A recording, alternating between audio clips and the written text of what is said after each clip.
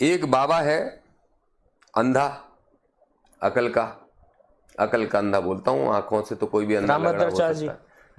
हाँ, मैं जी भी नहीं बोलता, वो नालायक बाबा है। वो कहता है कि ब्राह्मणों में भी ये 3-4 ब्राह्मण नीच किस्म के, ब्राह्मणों में भी ब्राह्मण।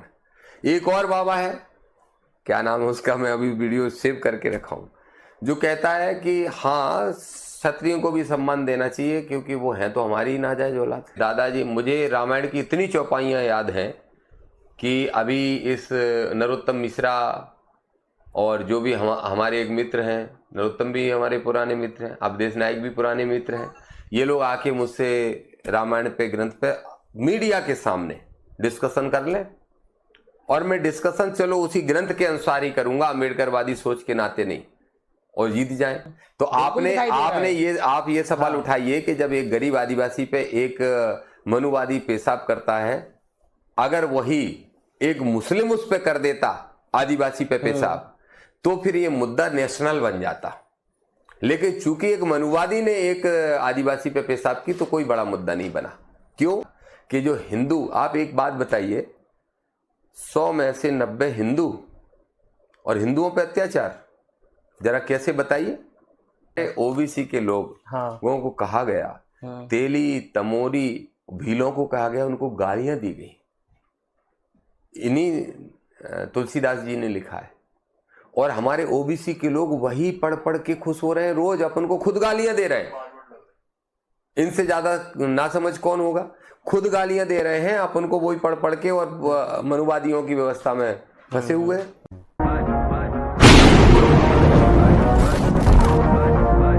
एक बाबा है अंधा, अकल का अंधा बोलता हूँ, आंखों से तो कोई भी अंधा लग रहा हो सकता है।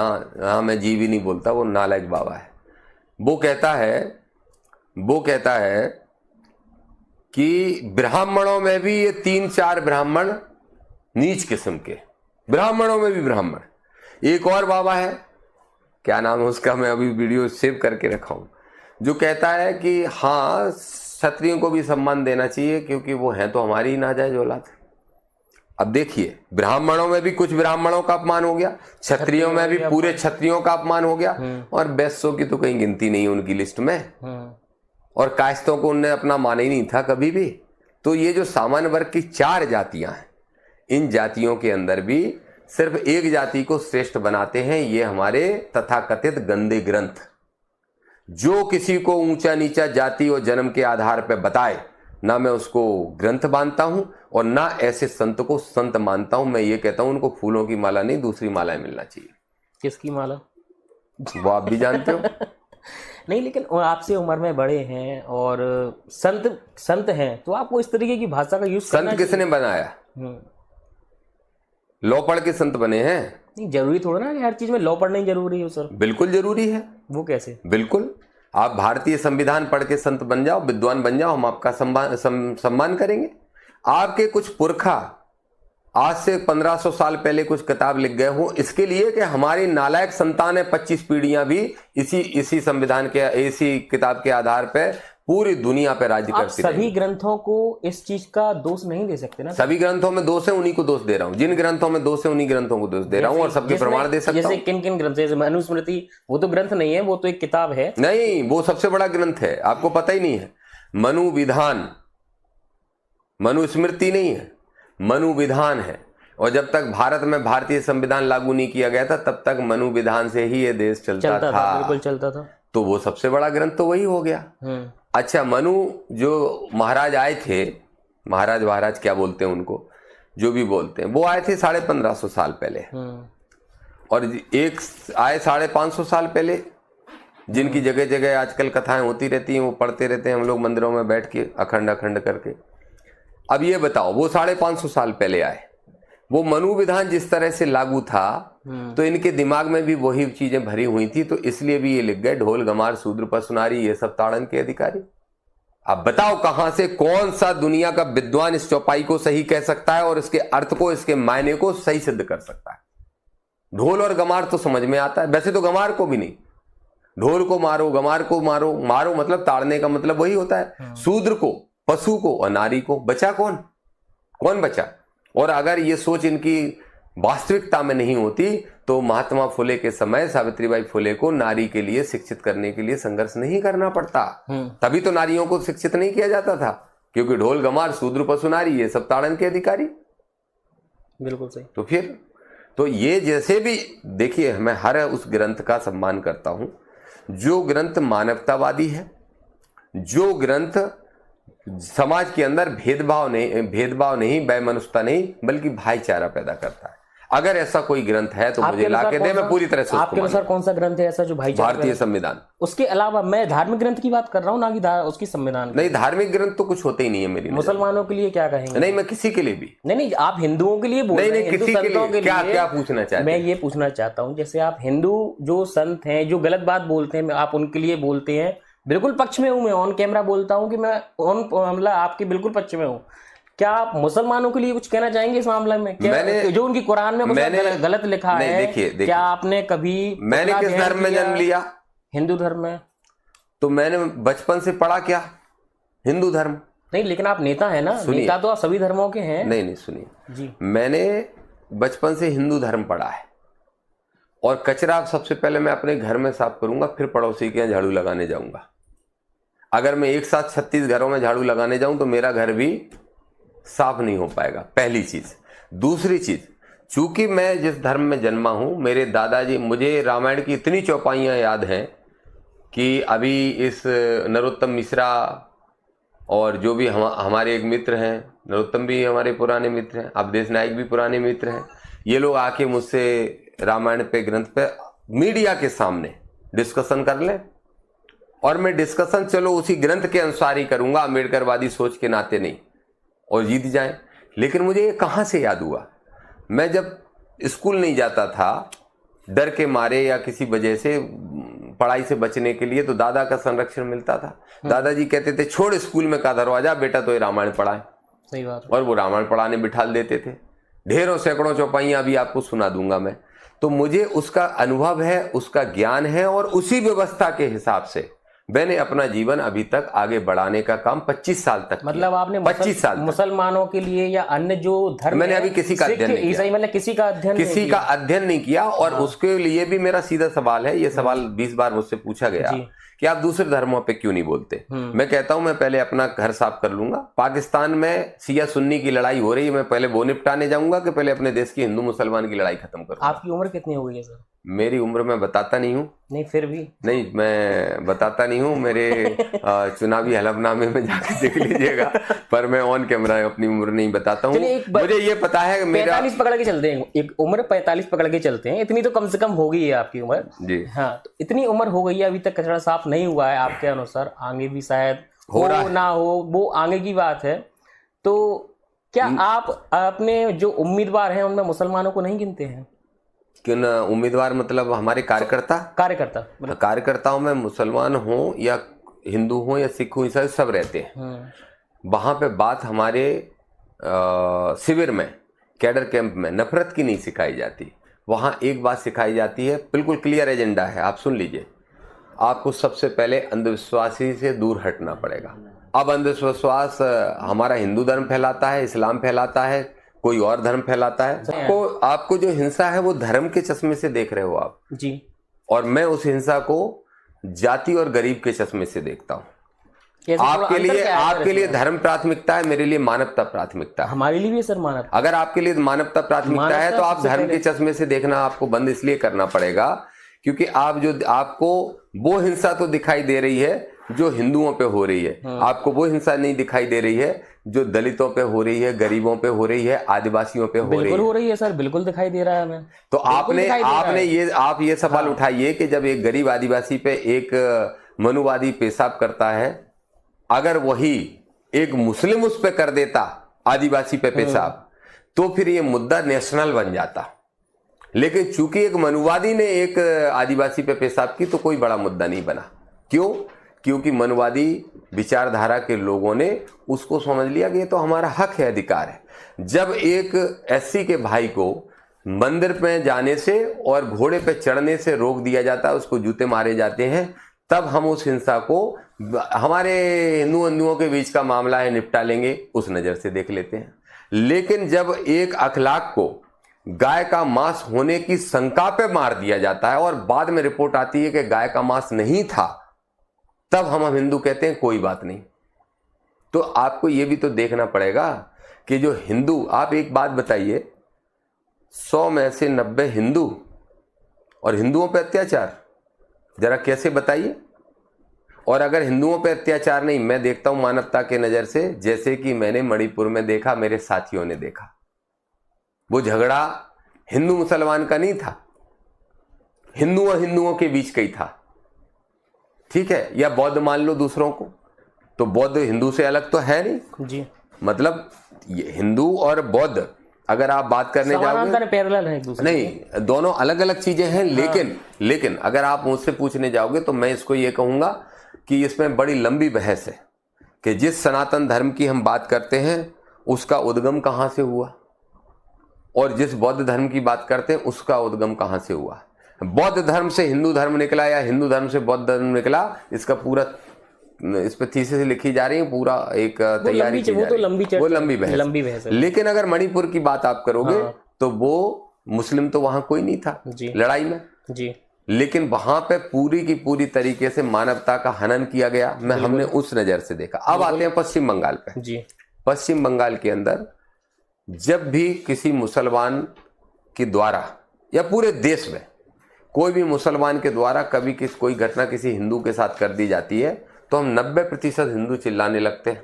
बिल्कुल सही बात है कि ये मुसलमानों ने देखो क्या कर दिया हमारे देश में। लेकिन जब गाय के मांस पे किसी निर्दोष को जान से ही मार दिया जाता है तब हम नहीं चिल्लाते हैं। यहां मानवता पे सवाल खड़ा होता है, मानवतावादी सोच पे। तो हमारा कहना सिर्फ ये है कि जिस धर्म का हमने पढ़ा नहीं, एनालिसिस नहीं किया, जिस धर्म में हमने जन्म लिया नहीं लिया, उस पे सवाल हम नहीं खड़े करना चाहते। करेंगे जैसे मेरे शिविर में, हमारे शिविर में आके जब लोग बैठते हैं, मुस्लिम भी बैठते हैं, सिख भी बैठते हैं, ईसाई भी बैठते हैं, तो वहां हम ये नहीं कहते तुम अपने धर्म से नफरत करो, ना हिंदू से कहते हैं। बिल्कुल अपने धर्म से नहीं, अपने आराध्य से नहीं, अपने आस्थावान व्यक्ति से नहीं, सबसे नफरत नहीं करो, मोहब्बत करो और मोहब्बत का ही पैगाम दो कि इस दुनिया में मानवता का धर्म सबसे बड़ा धर्म है। चाहे हिंदू हो, चाहे मुस्लिम हो, चाहे सिख हो, ईसाई हो, सबके लिए एक ही संदेश, सबके लिए एक ही संदेश। अगर अंधविश्वास की पे हमें कड़ा हमला करते हैं, और आपने जो जिक्र किया कि इस्लाम में तो सबसे ज्यादा अंधविश्वास है, उसकी पराकाष्ठा है, तो हम उन पे भी तो फिर हमला ही हो रहा है ना हमारा। हम ये तो नहीं कह रहे हिंदू धर्म में फैला अंधविश्वास, हम कहते हैं अंधविश्वास के हम घोर विरोधी हैं। हम बुद्ध के समर्थक इसलिए हैं क्योंकि वो कहते हैं कि सबसे पहले जानो तब मानो, और दामोदर यादव कृष्ण वंशज होने के नाते दावे से ये कहता है कि भगवान श्री कृष्ण का अगर कोई संदेश है तो यही संदेश है।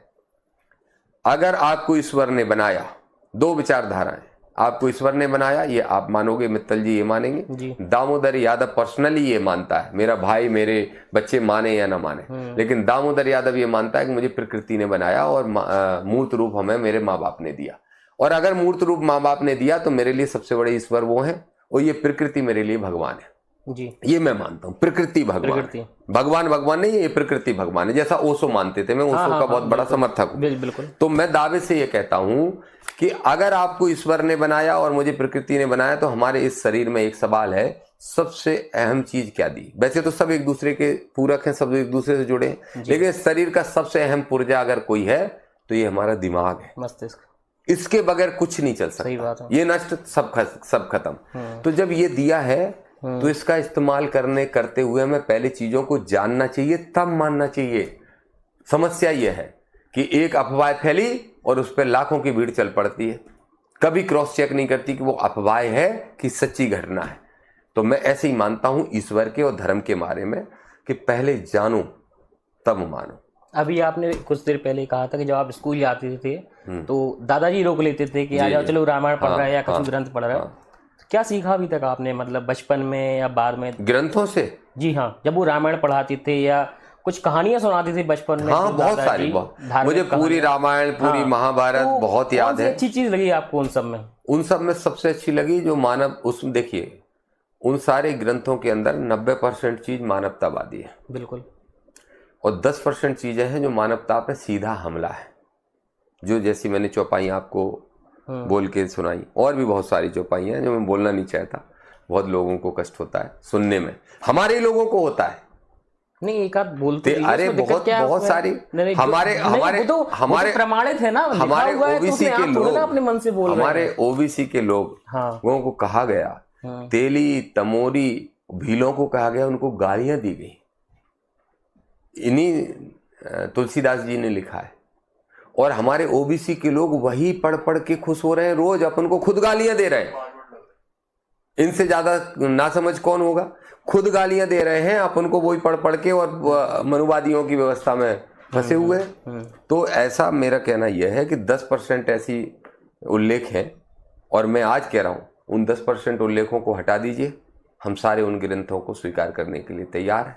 अच्छा। लेकिन उस मनुवादी व्यवस्था को स्वीकार नहीं करेंगे जो कहता है कि अगर शूद्र के मुंह से भजन निकल गया तो उसकी जुबान काट लो, अगर शूद्र ने कोई धार्मिक कथा सुन ली तो उसके कान में शीशा पिघला के डाल दो। स्त्री तो जन्म से ही चरित्रहीन होती है, उसको हमेशा पुरुष को अपने कंट्रोल में रखना चाहिए। इस तरह की विचारधारा जो पैदा करता है, उस आदमी को, उस धर्म को, उस ग्रंथ को, उस धार्मिक ग्रंथ को या उस विधान को हम किसी कीमत पे स्वीकार नहीं कर सकते। और आज इस देश में सिर्फ 2 ही विचारधाराओं की लड़ाई है, या तो मनु विधान चलेगा या भारत का संविधान चलेगा, बस। गांधी और गोडसे की विचारधारा को लेकर आपका क्या मत है? देखो, गांधी और बाबा साहब की बात पूछेंगे तो मैं कहूंगा कि बाबा साहब मुझे गांधी जी से बेहतर लगते थे, लेकिन गांधी जी ने महान काम किया, इसमें कोई दो राय नहीं। मैं इनकी तुलना में मेरी राय अलग है। लेकिन गांधी और गॉडसे की बात करेंगे तो मैं तो कहूंगा कि गॉडसे देशद्रोही था, हत्यारा था। देखिए, आज भी सीजीआई पे जूता फेंका जा रहा है, पर हम ये तो नहीं कह रहे जाके हत्या कर दो उसकी, क्योंकि हम संविधान को मानने वाले लोग हैं। लेकिन अगर मनु विधान को मानते होते तो उसको गोली मार दी जाती मनु विधान के अनुसार। तो आपके अनुसार जो गोडसे थे पूर्ण रूप से गलत थे? 100%। मैं उस बारे में कुछ नहीं देशद्रोही था गोडसे, और गोडसे एक हत्यारा था, इसमें कोई दो राय ही। उस समय जब इन पर मुकदमा चल रहा था तो उस समय कानून मंत्री बाबा साहब थे। तो बाबा साहब ने गोडसे के जो भाई थे उनके पास चिट्ठी भेजी थी या मिले थे, और उनसे ये कहा था कि गोडसे चाहे तो मैं उनको बचा सकता हूँ, मैं उनकी सजा माफ कर सकता हूँ। मैंने कहीं भी इस तरह का उल्लेख किसी किताब में नहीं पढ़ा है। मैंने पढ़ा है सर। और अगर आपने पढ़ा है तो आप इसका प्रमाण दीजिएगा। मैं इसका एनालिसिस करके बहुत बारीकी में जाऊंगा। जी बिल्कुल, 100%। और इसलिए जाऊंगा क्योंकि इस देश में सबसे बड़ी बेईमानी अगर किसी ने की है, एक मेरा बहुत बड़ा और बहुत गंभीर आरोप है, इस देश में सबसे बड़ी अगर बेईमानी किसी ने की है तो वो इतिहासकारों ने की है। उनके डीप में जरूर जाना चाहिए। अक्सर होता क्या है, हम पढ़े लिखे लोगों के साथ एक बड़ा दोष जुड़ा हुआ है। हम किसी भी बुक सेल से कोई भी किताब खरीदते हैं और उस किताब को, मैं लिखे हुए को हम अटल सत्य मान लेते हैं। नहीं, बुक की बात नहीं बोल रहा हूँ मैं झूठ नहीं बोलूंगा, मैंने लिखा हुआ नहीं देखा है। न्यूज, किसी बड़े न्यूज चैनल के द्वारा ये जो वीडियो बनाई गई, रिपोर्ट पेश की गई, मैं उसके माध्यम से देखिए, बड़े न्यूज चैनलों को आपने कब देखा मुझे नहीं मालूम, लेकिन आज की तारीख में तो सारे बड़े न्यूज चैनलों ने अपना अस्तित्व खो दिया है, भरोसा खो दिया, विश्वास खो दिया। इसीलिए आप जैसे यूट्यूब चैनल वाले लोगों को करोड़ों लाखों लोग देख रहे हैं। अगर उन्होंने अपना विश्वास नहीं खोया होता तो आपके चैनलों का जन्म ही नहीं होता और उन्हीं के चैनल चलते रहते। हम जैसे करोड़ों लोग, ये जो टीवियां हैं ये शोपीस बन के रह गई हैं। बिल्कुल सही बात। और हम लोग अब हर न्यूज को इस मोबाइल पे देखना पसंद करते हैं, और उस पे भी लाइव नहीं लगाते, फलाना चैनल नहीं लगाते। उस पे भी हम यूट्यूबर्स को देखते हैं और उसमें भी क्रॉस चेक करते हैं जी। दोनों विचारधारा के यूट्यूबर्स है। आज देश में 2 विचारधाराओं में देश बट गया है और दोनों विचारधाराओं के यूट्यूबर्स हैं।